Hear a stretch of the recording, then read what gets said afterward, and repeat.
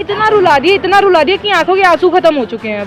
अब सिर्फ लड़ने की जान बची है। मैंने कभी सोचा नहीं था कि 4 मार्च अपने भाई का जन्मदिन मैं जंतर मंतर पे धरना दे के मनाऊँगी, ये मैंने कभी नहीं सोचा था। लेकिन शायद से प्रशासन ने हमें इतना परेशान कर दिया, हमें इतना, जो लोग पहले से ही दुखी हैं उनको और दुखी कर दिया कि हमारे को जंतर मंतर पे बैठना पड़ा।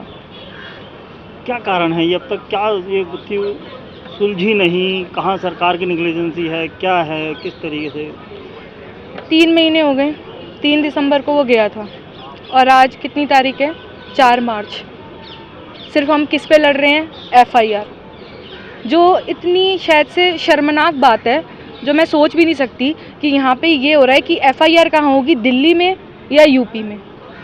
इनको किसी से कोई लेना देना नहीं है। मेरे को लगता नहीं है कि पुलिस वालों के बस की भी ये काम करना। जो 3 महीने में नहीं कर पाए वो FIR करके भी कितना टाइम में कर लेंगे।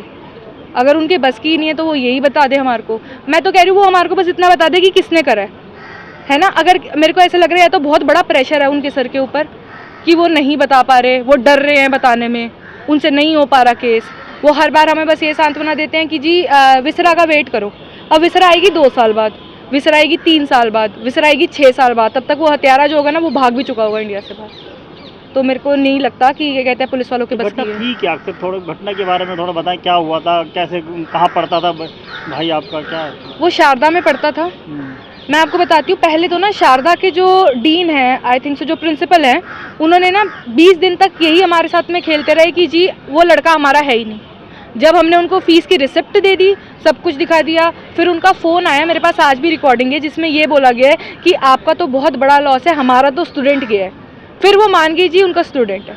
फिर वो ये भी मान गए कि हम आपको CCTV फुटेज भी दे देते हैं। लेकिन जी घर वाले क्या करेंगे CCTV फुटेज का? अच्छा, सामने अगर मेरे भाई को किसी ने मार भी दिया फुटेज के अंदर, मैं जाऊंगी अपने पापा को लेके, चलो चलो हम मारने जाते हैं? ये तो पुलिस वालों को देनी चाहिए ना।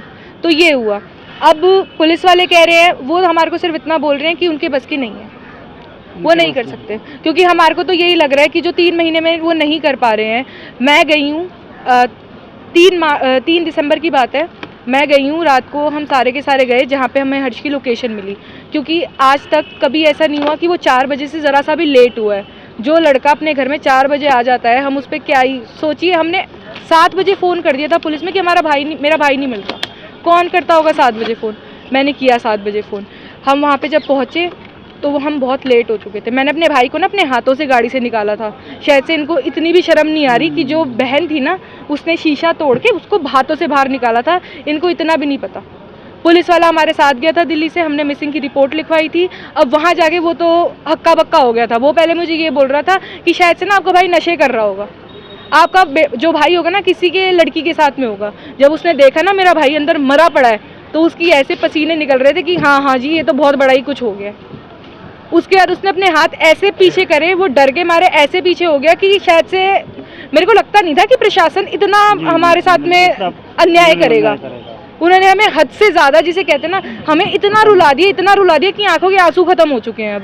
अब सिर्फ लड़ने की जान बची है। अब जंतर मंतर पे आए हो, यहाँ पे धरना दिया है, शोक सभा भी करी आयोजन, तो क्या मांग क्या है आपकी? वैसे यहाँ पे सेंट्रल में हैं आप, यहाँ पे राष्ट्रपति भी हैं, प्रधानमंत्री भी हैं, गृह मंत्री भी हैं, तो जब से क्या मांग है? मेरी इतनी मांग है, मेरे भाई को न्याय दिलवा दो। हत्यारे बाहर घूम रहे हैं, आज मेरे भाई को मारा है, कल किसी और को मारेंगे, और उसमें भी सिर्फ यही लड़ते रह जाएंगे, यूपी, दिल्ली, सुसाइड, ये